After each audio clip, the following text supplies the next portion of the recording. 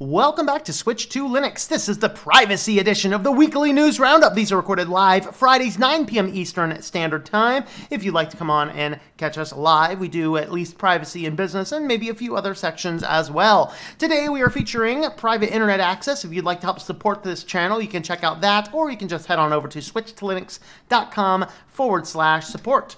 With private internet access, you can get access for up to 5 devices simultaneously for $40 for a single year.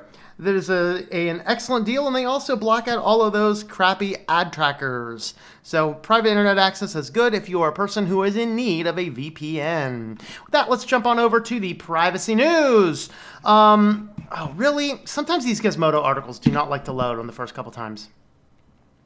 All right, so, yeah, this is exciting. I thought I had, where's it at? Oh, okay, it's in my business section. I was going to talk about NordVPN here today, but it's in my business section, not my privacy section. All right, anyway, Axon brings license plate recognition to cops' dash cams. So Axon, of course, this is the company behind, would you stop auto-playing videos? Gizmodo sucks. Axon is the company that makes Taser. So Taser is the old company. Then, after some controversy on Taser, they changed their name to Axon because they didn't really want to be known as the Taser company. Shocking. But anyway, now they're doing fun things like facial recognition for the police body cams and other things like this to just help the police force become more militarized. So now they're putting on license plate recognition on a cop's dashboard cam so that now when police are driving down the road, they can, easily scan any license plate reader simply based on what is on the dash cam. Now, right when they released this, they had this huge report, which I didn't read all of it because it was like 50 pages long, but the basic summary is, this is really dangerous technology. We should be really careful how to use it. This really needs to be regulated, but we're going to bring it to the market so nobody beats us to it. We are moving too fast at times. Maybe we need to be like, okay, no tech can be put on a large scale use until such time that it's been looked at by somebody. I don't know who the somebody is, because I certainly don't want the government making the final decision. Oh, talk about crazy.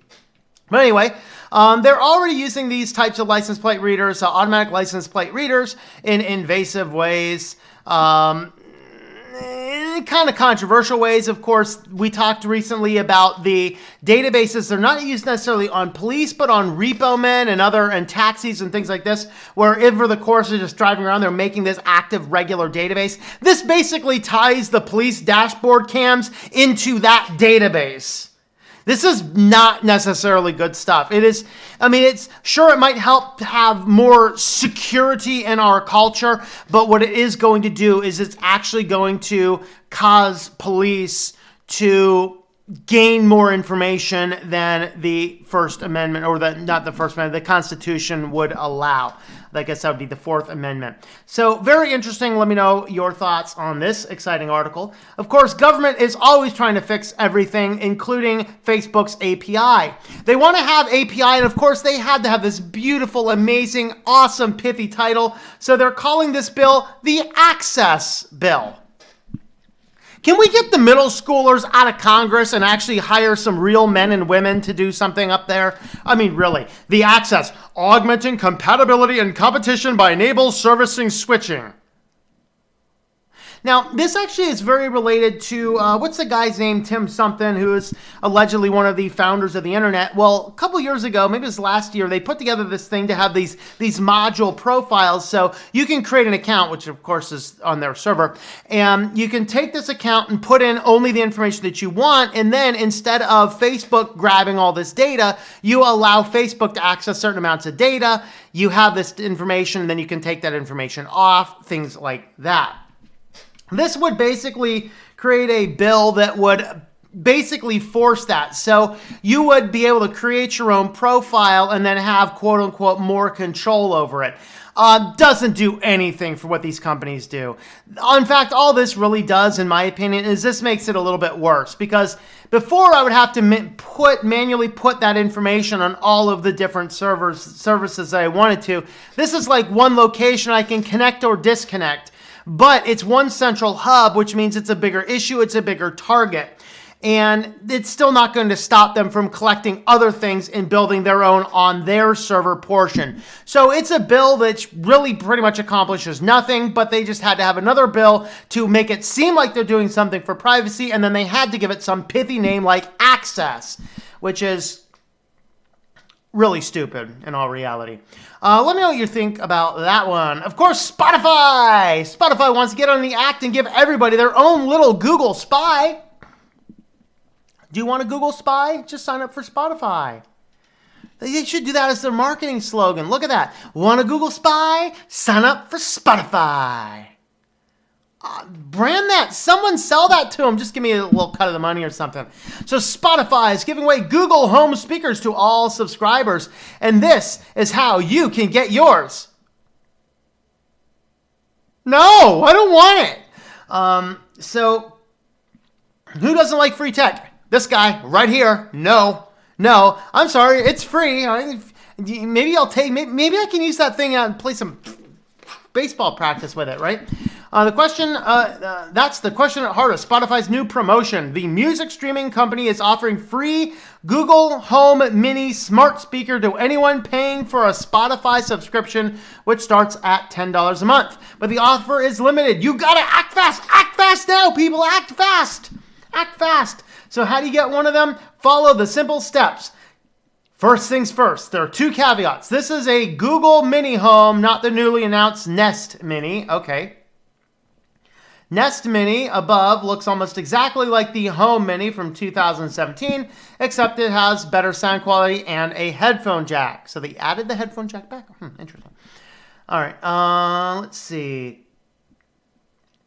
So the smart speakers unveiled. I don't want to hear about the Home Mini, where it come from. I want to see how I can get mine, man. If you got your free Google Home Mini last year through a similar promotion, you can't get another one. Aww. So log into your Spotify account on the Spotify website. When you click through that, you'll be prompted to log in to do that, of course. After you've logged in and agreed to a few standard terms of services, like, giving your firstborn child to the likes of Google and your second one goes to Spotify, then Spotify will send over an email with a link to your free Google Home Mini. You get that guy now. After you've logged in, the Google Store will open with your Google Home Mini price reduced to $0 and choose your amazing spy color.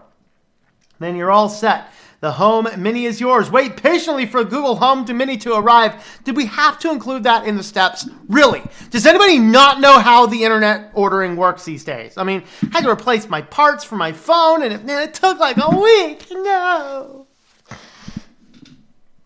Or you can just buy one for $50, I guess. So yeah, there's Spotify. They're giving you the Google Home Minis. Very awesome. And it turns out that the Google Home Mini, now that you have it, it will steal your passwords. That's right. On to our feature story. Alexa, hey Alexa, order me unicorn meat. Confirm. So Alexa and Google Home abused to eavesdrop and phish passwords. So basically what happens is Amazon and Google approved apps. Guys, stop downloading random apps to your devices. The Play Store is like the most insecure place to get apps from, people. If you want to put apps on your Android device, don't go to the Play Store. Go to F-Droid, where the source code is compiled by them and audited by 2 independent security labs. That's F-Droid. Google Play? Sure, throw it on here. We'll get the ad revenue. We don't care. And then we hear about how 1 million apps was used to install unstoppable back doors into a million people's different devices. Don't get your stuff at the Google Play Store. They're vetted, after all. It's security. No, it's to lock you into their stupid ecosystem. That's what it's for. But anyway, how did this work? Well, if you remember, Alexa has skills and Google has something similar to it, probably just apps, whatever they happen to call it. So these security researchers took advantage of this interesting little end to the coding program. So there's actually a bunch of videos here, how to spy and phish passwords from your Google and things. So what they're doing is they're using this little ASCII code. If you've ever done websites, you will be familiar with this thing. So it's UD801, dot, space. It is an unpronounceable sequence that causes both devices to remain silent and the apps are still running, but you think they've stopped. So basically the hacker creates an app, cues it to do something, and then runs this sequence, and now both devices just stop. They just keep going, but the application is still running and collecting data, and that data can be stored on other servers. And so using this, they basically use 4 different apps. Here is the brief way they did it. Create a seemingly innocent skill that already contains 2 intents. An intent that is started by the stop and copies the stop intent. The intent that is started by a certain commonly used word and saves following words as slot values. The intent behaves as the fallback intent. After Amazon's review, change the first intent to say goodbye, but keep the session open and extend the eavesdrop time by adding the character sequence multiple times to the speech prompt. Change the second intent to not react at all. When the user now tries to end the skill, they hear the goodbye message, but the skill keeps running for several more seconds. If the user starts a sentence beginning with the selected word, in that time, the intent will save the sequence as slot variables and send them to the attacker. In other words, what you're seeing here is that once the skill or app is approved, or at least here we're talking skill on Amazon, once a skill is approved by Amazon, the coder can change it after it's been approved. No vetting of the change. Similar action in Google. It does take a little bit longer. Create an action and submit for review. After review, change the main intent to end with the by earcon sound by playing a recording after the speech synthesis markup language and set the expect user response to true. The sound is usually understood as a signal that the voice app has finished. After that, add several non-input prompts consisting only of our short silence using SSML element and the unpronounceable Unicode character sequence. Create a second intent that is called whatever an action intent text request is received. Then intent outputs the short silence and defines several silent non-input prompts. After this, it's basically going to go through, do its thing, collect the data, and send it on out. Yay! So yes, hey Alexa, steal my password, confirm. So both Alexa and your free new Google Home Spy are both able to steal your passwords using this very simple, fun sequence. And after the review, you can actually edit the stuff. That's kind of scary. But anyway, let me know what you think about all these in the comments down below.